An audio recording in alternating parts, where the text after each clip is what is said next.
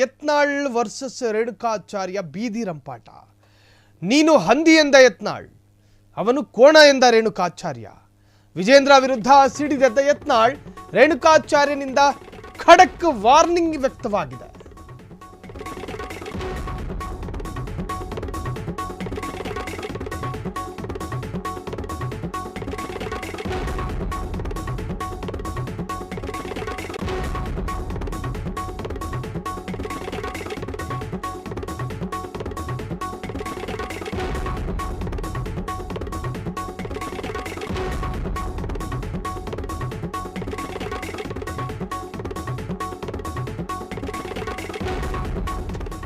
ಬಿಜೆಪಿಗರ ಒಳ ಜಗಳಕ್ಕೆ ಈ ವಾರ ತೆರೆ ಬೀಳುತ್ತೆ ಅಂತ ಹೇಳಲಾಗ್ತಾ ಇತ್ತು. ಆದರೆ ಮತ್ತೆ ಬೀದಿ ರಂಪಾಟಗಳು ಶುರುವಾಗಿದೆ. ಈ ವಾರ ತೆರೆ ಬೀಳುತ್ತೆ ಅಂತ ಸ್ವಪಕ್ಷದ ನಾಯಕರೇ ಹೇಳಿಕೊಳ್ತಾ ಇದ್ರು. ಆದರೆ ಬೀದಿ ರಂಪಾಟ ತಾರಕಕ್ಕೇರಿದೆ. ಹಾಗಾದ್ರೆ ರೇಣುಕಾಚಾರ್ಯ ಮತ್ತು ಯತ್ನಾಳ್ ಇಬ್ಬರ ನಡುವೆ ಸಮರ ಮತ್ತೆ ಶುರುವಾಗಿದೆ. ಜೊತೆಗೆ ಒಬ್ಬರ ಮೇಲೆ ಮತ್ತೊಬ್ಬರು ಕೆಸರೆರಚಾಟಗಳನ್ನು ಶುರು ಮಾಡಿದ್ದಾರೆ. ಯಾವಾಗ ತಣ್ಣಗಾಗುತ್ತೆ ಬಿಜೆಪಿಯ ಒಳ ಜಗಳ? ನೀನು ಹಂದಿ ಅಂದವ್ರೆ, ಅವ್ರ ಸೈಜ್ ನೋಡ್ಕೊಂಡು ಹಂಗೆ ಹೇಳಿದ್ರು ಅಥವಾ ಅವ್ರ ಗುಣ ನೋಡ ಹಂಗೆ ಹೇಳಿದ್ರು ಗೊತ್ತಿಲ್ಲ. ಅವರು ನೀನು ಕೋಣ, ನಾನು ಹಂದಿ ಆದ್ರೆ ನೀನು ಕೋಣ ಅಂದವ್ರೆ. ಈ ಕೋಣ ಅಂದಿದ್ದು ಅವರ ಶರೀರ ನೋಡಿಯೋ ಅಥವಾ ಅವರ ಗುಣ ನೋಡಿಯೋ ಗೊತ್ತಿಲ್ಲ. ಇಬ್ಬರು ಪರಸ್ಪರ ಕೆಸರೆರಚಾಟ. ಈ ಒಂದು ಕಡೆ ಸೋಮಣ್ಣರ ಗೃಹ ಪ್ರವೇಶ ಅಂತ ಹೇಳಿ ಯತ್ನಾಳು ಇಲ್ಲಿಂದ ದೆಹಲಿಗೆ ಹೊರಟವ್ರೆ, ಅದರ ನೆಪ ಹೇಳ್ಕೊಂಡು. ನಿನ್ನೆ ರಾತ್ರಿಯೇ ಬಿಜೆಪಿ ರಾಜ್ಯಾಧ್ಯಕ್ಷ ವಿಜಯೇಂದ್ರ ದಿಢೀರ್ ದೆಹಲಿಗೆ ಸಚಿವ ಸೋಮಣ್ಣರ ಗೃಹ ಪ್ರವೇಶದ ನೆಪ ಹೇಳ್ಕೊಂಡು ಹೊರಟವ್ರೆ. ಯತ್ನಾಳ್ ಟೀಮ್ ದಿಲ್ಲಿಗೆ ದೌಡು, ಅವರು ಕೂಡ ಹೋಗಿದ್ದಾರೆ. ನಾಳೆ ರಾಮುಲು ಪಯಣ ಸಾಧ್ಯತೆ ಇದೆ. ಫೆಬ್ರವರಿ 11ರಿಂದ 13ರ ಒಳಗೆ ವರಿಷ್ಠರ ನಿರ್ಣಾಯಕ ಸಭೆ ನಡೆಯುತ್ತೆ. ಬಣಬಡಿದಾಟಕ್ಕೆ ಅಂತ್ಯ ಹಾಡುವ ಸಾಧ್ಯತೆಯೂ ಕೂಡ ಇದೆ. ಇನ್ನು ಲಿಂಗಾಯತ ನಾಯಕರ ಸಭೆ ಮಾಡ್ತೀನಿ ಅಂತ ಹೇಳಿ ಯತ್ನಾಳ್ ಒಂದು ವಾದ ಇತ್ತು. ಆ ಸಭೆಗೆ ಬಸವರಾಜ ಬೊಮ್ಮಾಯಿಯ ನೇತೃತ್ವವನ್ನು ವಹಿಸಬೇಕು ಅಂತ ಹೇಳಿ ಪಟ್ಟು ಹಿಡಿದಿದ್ರು. ಯಾವಾಗ ಬೊಮ್ಮಾಯಿ ಅದನ್ನು ತಿರಸ್ಕರಿಸಿದ್ರು ಅದಾದ ಮೇಲೆ ಆ ಸುದ್ದಿ ಇಲ್ಲ. ಇನ್ನು ವರಿಷ್ಠರ ಮುಂದಿರುವಂಥ ಆಯ್ಕೆಗಳೇನು ಗೊತ್ತಾ? ಹಾಲಿ ಅಧ್ಯಕ್ಷ BY ವಿಜಯೇಂದ್ರ ಅವರನ್ನು ರಾಜ್ಯ ಬಿಜೆಪಿಯ ಅಧ್ಯಕ್ಷರಾಗಿ ಮುಂದುವರಿಸೋದು. ಇವರಿಲ್ಲಿ ಬೀದಿ ರಂಪಾಟ ಮಾಡ್ಕೊತಿದ್ದಾರೆ ವಿಜೇಂದ್ರರನ್ನು ಬದಲಾಯಿಸಬೇಕು ಅಂತ. ಆದರೆ ವರಿಷ್ಠರ ಅಂದರೆ ಬಿಜೆಪಿ ಹೈಕಮಾಂಡ್ನ ನಾಯಕರ ತಲೆಯಲ್ಲೇನಿದೆ ಅಂದರೆ ಹಾಲಿ ಅಧ್ಯಕ್ಷ BY ವಿಜಯೇಂದ್ರ ಅವರನ್ನು ರಾಜ್ಯ ಬಿಜೆಪಿ ಅಧ್ಯಕ್ಷರಾಗಿ ಮುಂದುವರಿಸೋದು, ಮತದಾನದ ಮೂಲಕ ಹೊಸ ರಾಜ್ಯಾಧ್ಯಕ್ಷರನ್ನು ಆಯ್ಕೆ ಮಾಡುವ ಬದಲು ಸರ್ವಸಮ್ಮತಿಯ ಅವಿರೋಧ ಆಯ್ಕೆಗೆ ಒತ್ತು ಕೊಡುವಂತಹದ್ದು. ಇನ್ನು ಮೂರನೆಯದು, ಪದಾಧಿಕಾರಿಗಳ ಬದಲಾವಣೆಯ ಸಮಯದಲ್ಲಿ ಎಲ್ಲರನ್ನ ವಿಶ್ವಾಸಕ್ಕೆ ಪಡೆಯುವಂತೆ ವಿಜೇಂದ್ರಗೆ ಕಟ್ಟಪ್ಪಣೆ ನೀಡೋದು.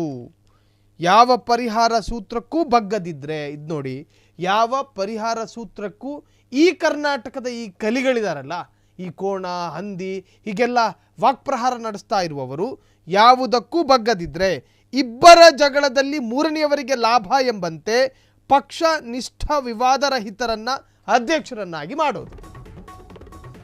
ಇದು ವಿಜಯೇಂದ್ರ ರಾಜ್ಯಾಧ್ಯಕ್ಷರಾಗಿ ಮುಂದುವರಿಯುತ್ತಾರೆ. ಸೂರ್ಯ ಚಂದ್ರ ಇರುವವರೆಗೂ ವಿಜಯೇಂದ್ರನೇ ಅಧ್ಯಕ್ಷ. ಇದು ಹೇಳಿದ್ಯಾರು ಮಹಾನುಭಾವ ಗೊತ್ತಿಲ್ಲ. ನೀನು ಕುಟುಂಬ ರಾಜಕಾರಣದ ಬಗ್ಗೆ ಮಾತನಾಡುತ್ತೀಯ. JDS ಜೊತೆ ಬಿರಿಯಾನಿ ತಿನ್ನುವಾಗ ಎಲ್ಲಿ ಹೋಗಿದ್ದಪ್ಪ ಹಿಂದೂ ಹುಲಿ? JDSಗೆ ಹೋಗಿದ್ದಲ್ಲ, ನಿನಗೆ ನಾಚಿಕೆ ಆಗೋದಿಲ್ವಾ? ಸರ್ಕಾರಿ ಕಾರ್ಯಕ್ರಮಗಳಲ್ಲಿ ನಿನ್ನ ಮಕ್ಕಳನ್ನ ವೈಭವೀಕರಿಸಿದ್ದೀಯ. ಇದು ಕುಟುಂಬ ರಾಜಕಾರಣ ಅಲ್ವಾ? ಯತ್ನಾಳ್ ವಿರುದ್ಧ ರೇಣುಕಾಚಾರ್ಯ ನಿಗಿ ಕೆಂಡ ಕಾರಿದ್ದಾರೆ. ವಿಜೇಂದ್ರ ರಾಜ್ಯಾಧ್ಯಕ್ಷರಾಗೋದು 100ಕ್ಕೆ 100 ಸತ್ಯ. ನೀನು ಈ ಹಿಂದೆ JDSಗೆ ಹೋಗಿದ್ದೀಯಲ್ಲ ಬಿರಿಯಾನಿ ತಿನ್ನೋದಕ್ಕೆ, ಅಷ್ಟೇ ಯಾಕೆ? ಈ ಹಿಂದೆ ಬೇರೆ ಪಕ್ಷದಲ್ಲಿದ್ದಾಗ ವಿಜಯಪುರದ ಎಷ್ಟೋ ಮುಸ್ಲಿಂ ಕಾರ್ಯಕ್ರಮದಲ್ಲಿ ತಲೆ ಮೇಲೆ ಟೊಪ್ಪಿ ಹಾಕ್ಕೊಂಡು ಟಿಪ್ಪು ಸುಲ್ತಾನ್ರ ಎಷ್ಟೋ ಕಾರ್ಯಕ್ರಮವನ್ನು ಇದೇ ಹಿಂದೂ ಹುಲಿ ಉದ್ಘಾಟನೆ ಮಾಡಿದ್ದಾರೆ. ರೇಣುಕಾಚಾರ್ಯ ಅದನ್ನು ಈಗ ಮೂದಲಿಸ್ತಾ ಇದ್ದಾರೆ. ಹಿಂದೂ ಹುಲಿ ಅಂತ ಹೇಳ್ಕತ್ತೀರಿ, ಆದರೆ ನೀವು JDS ಜೊತೆ ಬಿರಿಯಾನಿ ತಿಂದಿದ್ದು ನಿಮಗೆ ನೆನಪಿಲ್ವಾ? JDS ಜೊತೆ ಇದ್ದಿದ್ದು ನೆನಪಿಲ್ವಾ? ಆಗ ಹಿಂದೂ ಹುಲಿ ಮರ್ತಿದ್ರ ಹಾಗೆ ಹೀಗೆ ಅಂಥೇಳಿ ರೇಣುಕಾಚಾರ್ಯ ಈಗ ಯತ್ನಾಳ್ರವರನ್ನ ತರಾಟೆಗೆ ತೆಗೆದುಕೊಂಡು ಅಪಹಾಸ್ಯ ಮಾಡಿದ್ದಾರೆ. ಸೂರ್ಯ ಚಂದ್ರರಷ್ಟೇ ಸತ್ಯ ವಿಜೇಂದ್ರ ಅಧ್ಯಕ್ಷರಾಗಿ ಮುಂದುವರಿಯೋದು, ಅದರಲ್ಲಿ ಯಾವ ಸಂದೇಹವೂ ಬೇಡ.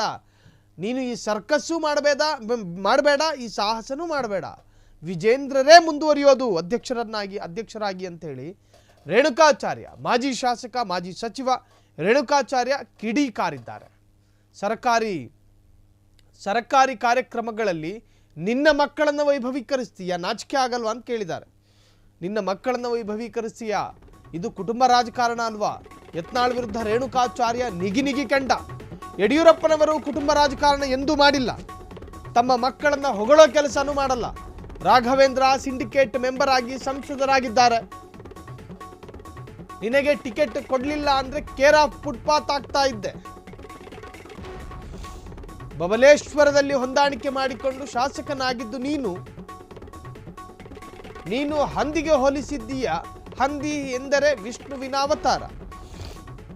ಮಾರಿ ಕೋಣದ ರೀತಿ ನಿನ್ನನ್ನ ಬಲಿ ಕೊಡ್ತಾರೆ. ಸೋತು ಸುಣ್ಣವಾದವರಿಗೆ ನೀನು ದಂಡನಾಯಕ. ನಿನ್ನ ಜೊತೆ ಮೂರ್ಖರ ತಂಡ ಇದೆ ಎಂದು ರೇಣುಕಾಚಾರ್ಯ ವಾಗ್ದಾಳಿ ನಡೆಸಿದ್ದಾರೆ. ರೇಣುಕಾಚಾರ್ಯ, ಯಡಿಯೂರಪ್ಪ ಒಂದು ವೇಳೆ MLA ಟಿಕೆಟ್ ಕೊಡದೇ ಇದ್ರೆ ಕೇರ್ ಆಫ್ ಫುಟ್ಪಾತ್ ಆಗ್ತಾ ಇದ್ರಿ. ಮಾತನಾಡುವಾಗ ನಾಲಿಗೆ ಮೇಲೆ ನಿಗಾ ಇರಲಿ, ನಾಲಿಗೆ ಮೇಲೆ ಹಿಡಿತಾ ಇರಲಿ. ಯಡಿಯೂರಪ್ಪರ ವಿರುದ್ಧ ಮಾತನಾಡುವಾಗ ನೀವು ಯಾಕೆ ಹಿಂಗೆ ಮಾತನಾಡ್ತೀರಿ?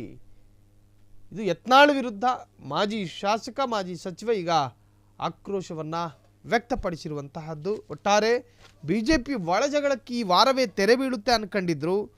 ದಿಲ್ಲಿಗೆ ಹೋಗೋದು ಖಚಿತ. ಯತ್ನಾಳ್ ವಾದ ಇದು. ದೆಹಲಿಯಲ್ಲಿ ರಾಷ್ಟ್ರೀಯ ನಾಯಕರು ಸಿಗುತ್ತಾರೋ ಇಲ್ಲವೋ ಗೊತ್ತಿಲ್ಲ, ಆದರೂ ನಾವು ದೆಹಲಿಗೆ ಹೋಗೋದಂತೂ ಖಂಡಿತ.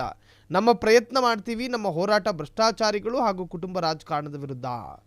ಮತ್ತೊಂದು ಕಡೆ ರಾಮುಲು ಕೂಡ ದೆಹಲಿಗೆ ಹೊರಡೋದಕ್ಕೆ ರೆಡಿಯಾಗಿದ್ದಾರೆ.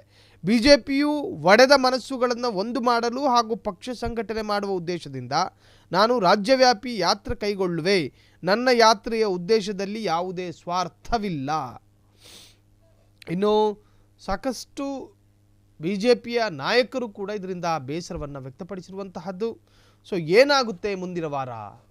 ಹೈಕಮಾಂಡ್ ನಾಯಕರು ಇದನ್ನೆಲ್ಲ ಸರಿಪಡಿಸ್ತಾರಾ? ನೋಡೋಣ.